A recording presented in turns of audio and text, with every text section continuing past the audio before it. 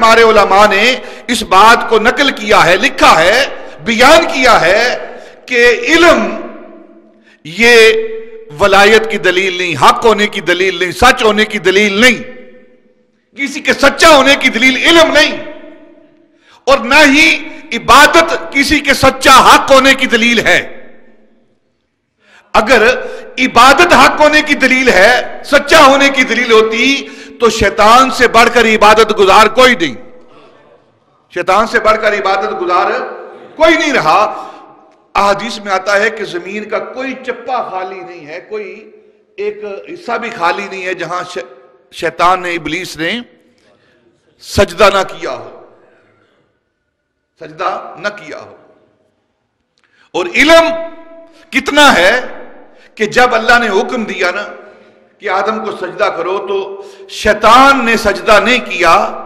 اور جب سجدہ نہیں کیا تو اللہ نے پوچھا کہ تو نے سجدہ کیوں نہیں کیا؟ تو علم ایسا ہے کہ اللہ کے ساتھ وہ مناظرہ کرنا شروع کر دیتا ہے۔ قرآن کو پڑھیں آپ، اللہ کے ساتھ وہ دلیلیں دینا شروع کر دیتا ہے کہ آدم جو ہے وہ مٹی سے بنا ہے، میں آگ سے بنا ہوں، اور آگ جو ہے وہ افضل ہوتی ہے، مٹی جو ہے وہ مفضول ہوتی ہے، اور بلا افضل بھی کبھی مفضول کو سجدہ کرتا ہے۔ یہ دلیلیں دے رہا ہے، علم اتنا ہے۔ تو علماء نے لکھا ہے کہ علم جو ہے وہ حقانیت کی دلیل نہیں، عبادت حقانیت کی دلیل نہیں ہے، کسی کے حق ہونے کی، سچے ہونے کی، حقانیت کی دلیل علم اور عبادت نہیں۔ اگر تم جاننا چاہو کہ کون سی جماعت حق پر ہے، کون سی جماعت سچی ہے،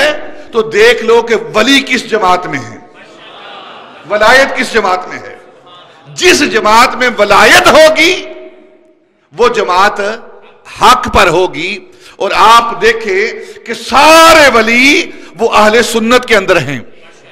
داتا علی جویری کو لے لیں، خواجہ جبیری کو لے لیں، غوث پاک کو لے لیں، مجد الفسانی کو لے لیں، شاہ نقشبند بخاری کو لے لیں، یہ سارے جماعت علی کو لے لیں، یہ سارے ولی جو ہیں یہ اہل سنت میں ہیں، اور اہل سنت ہی وہ ناجی گروہ ہے جو نجات یافتہ